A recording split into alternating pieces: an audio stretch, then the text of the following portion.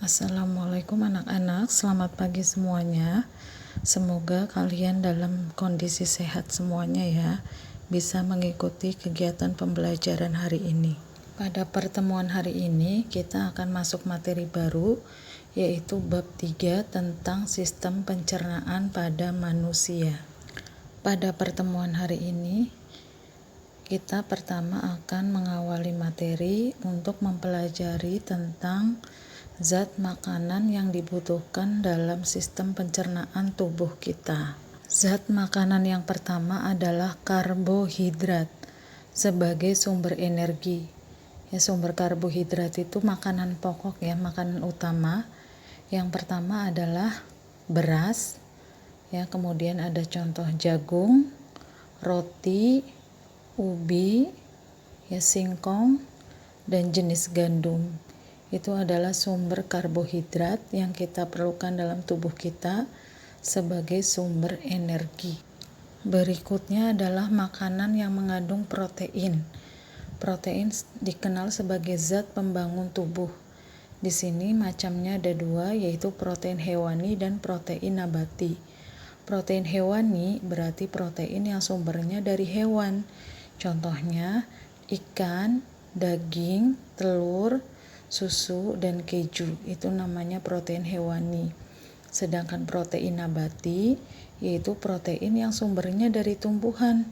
Contohnya jenis kacang tanah, kedelai, kacang hijau, ya, tahu, tempe yang sering kalian makan. Itu adalah sumber protein nabati.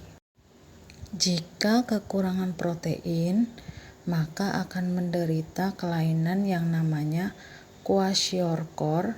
Diderita pada anak-anak biasanya pada usia 6-36 bulan. Jadi sekitar 3 tahunan. Dilihat itu tandanya pada gambar, ya, biasanya mengalami gizi buruk atau kwashiorkor. Selanjutnya adalah zat makanan yang mengandung lemak. Lemak dikenal sebagai sumber energi. Di sini sama dibedakan menjadi lemak hewani dan lemak nabati.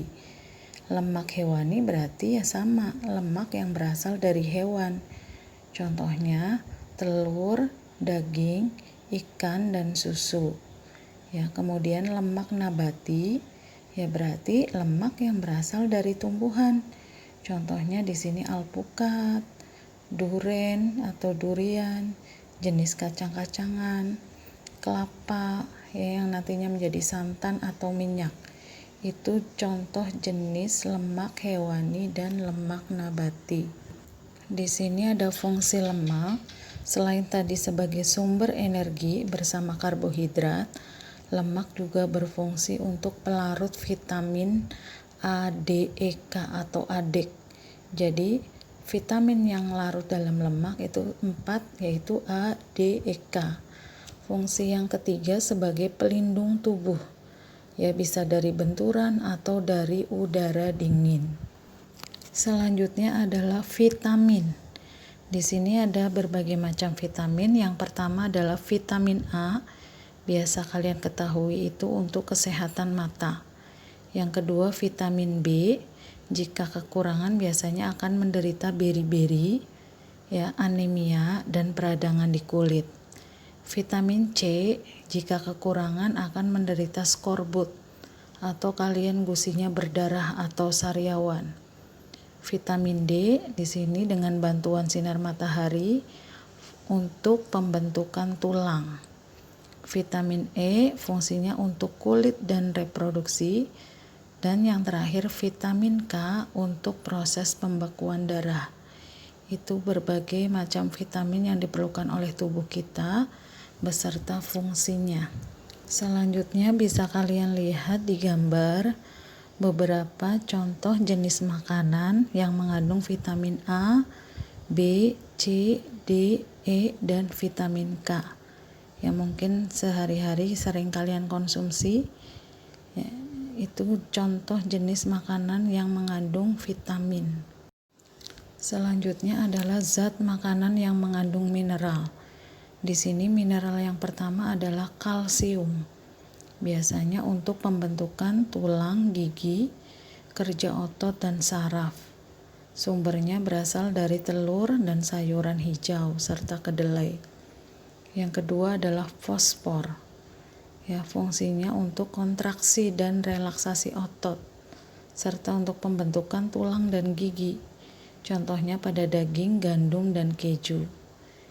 Yang ketiga adalah kalium atau dikenal dengan huruf K. Fungsinya mengatur keseimbangan air dan mempercepat kerja saraf dan otot. Contohnya pisang, kentang, kacang, daging, dan jeruk. Yang keempat adalah natrium atau Na. Fungsinya menjaga keseimbangan tubuh serta mempercepat hantaran impuls atau rangsangan pada saraf. Contohnya pada daging, susu, keju, garam, dan wortel. Yang terakhir adalah Fe atau zat besi. Di sini sebagai bahan utama penyusun hemoglobin atau sel darah merah terdapat pada daging, kacang, bayam, dan telur. Selanjutnya adalah syarat makanan yang baik. Yang pertama, wajib bergizi, mengandung gizi 4 sehat 5 sempurna. Yang kedua, cukup kalori ya, untuk sumber energi kita. Yang ketiga yaitu mudah dicerna, terutama makanan yang mengandung serat. Yang terakhir pastinya wajib higienis. Ya, kondisinya harus bersih. Terima kasih sudah menyimak video pembelajaran hari ini. Silahkan kalian mengerjakan soal yang sudah dipersiapkan. Jangan lupa jaga kesehatan kalian. Wassalamualaikum warahmatullahi wabarakatuh.